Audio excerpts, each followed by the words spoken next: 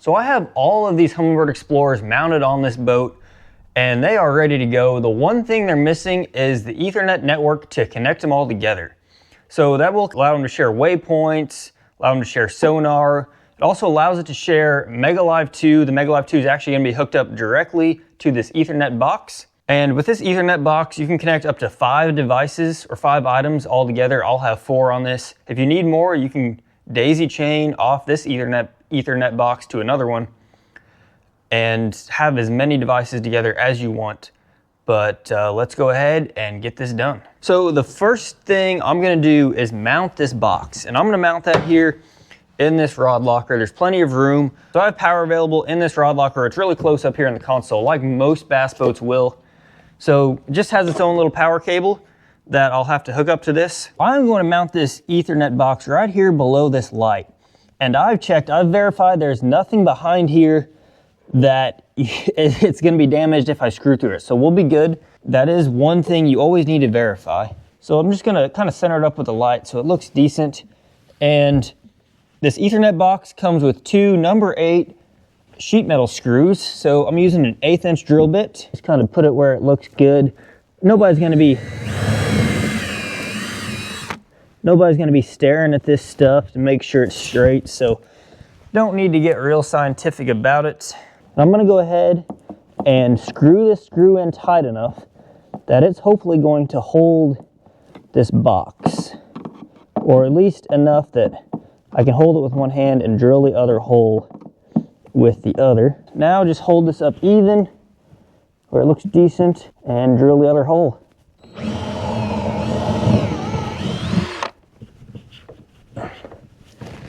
Tighten that up. Then just vacuum up that little bit of that mess we made. So now it's time to start routing these Ethernet cables from the black box to the units. So I've got 2 units back here. Both of these are getting a 5-foot Ethernet cable, and I have 1 unit up front, and I have this 15-foot long Ethernet cable going to it. So we need to go ahead and take this dash apart. These nitros are pretty easy. There's just 4 knobs that need to screw off, 4 thumb screws. Then this windshield pops right off. Then there's this little plastic panel underneath, and 4 thumb screws hold that on as well. Okay, just make sure I don't scratch anything up.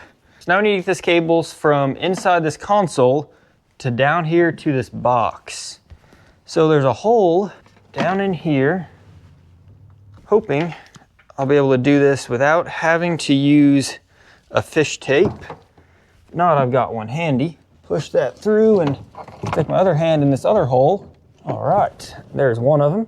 So then I'll go ahead and route this up and through this dash. So now that I've got this cable up here, here are the connectors on the back of the Xplore. This one is power, this one is NEMA, so this is going to the heading sensor.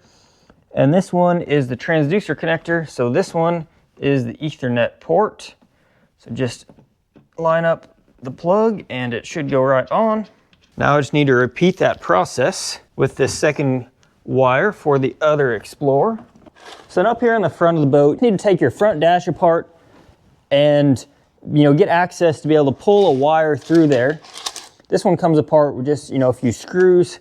It's pretty straightforward. Just take this fish tape and stick it down here, and you kind of have to point it down towards this compartment a little bit. I think I'm hitting some wires down in there, it feels like. Hopefully when I look in here, I'll be able to find it. Yeah, there we go. Got wrapped up. Then just take some electrical tape, pull this back up. Should be getting pretty close. Yeah, there it is. So if I would have been thinking ahead, I would have done this before, but this Ethernet cable coming from the MegaLive 2 needs to go to the back of the boat, or not all the way to the back of the boat, but to that Ethernet switch. Gonna have to pull this cable through. Should have done it when I pulled the other one through, but like I said, just didn't think about it, so we'll do it now. It's no big deal. Now we can put all this together. So these 4 bolts should line right up. Slide this Humminbird onto here. This Ethernet cable is going to plug right here.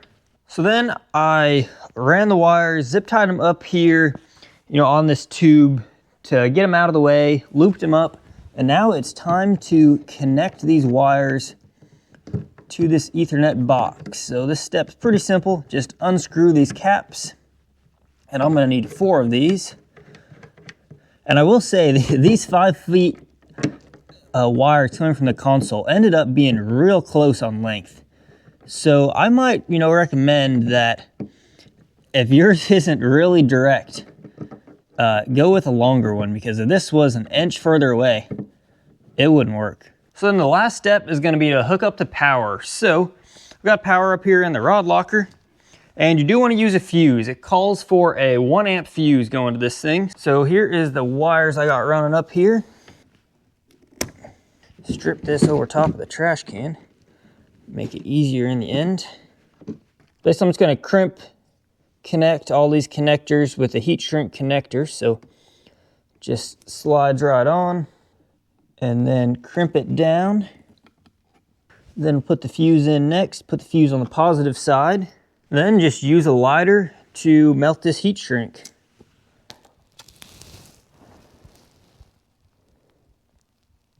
So I'm just going to route these wires back here behind all these other wires coming off this live scope box. That should hold them up there. Then go down here underneath these seat pedestals and down here along the floor and end up right here at this Ethernet switch. So now everything should be good to go.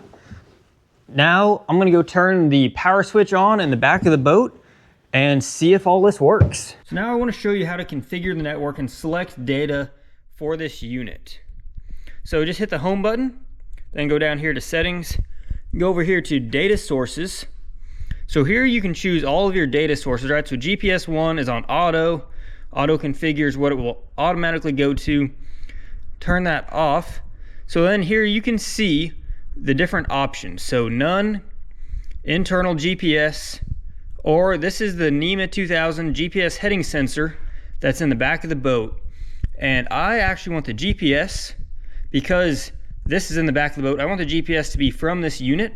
It's gonna be the most accurate for up here on the trolling motor. If I mark something, when the trolling motor is in the water. So then, for example, let's go back out of this and the heading sensor. So this is also, all of it defaults to auto configure.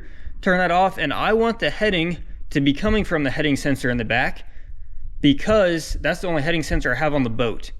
So with these Xplore units, you can't split up the GPS and heading data, which you could not do with the Helix units. So that's kind of nice. And you can go through here and adjust all this, where you choose your depth, GPSs, temperature options. So really, it's pretty easy to adjust with these Xplore units. So if you go here to System and Network Info, you can see all of the items that are on your network. So this is obviously this unit. Here is the Mega Live 2. And I'm a little concerned. I only see one other unit. There should be 2 other units.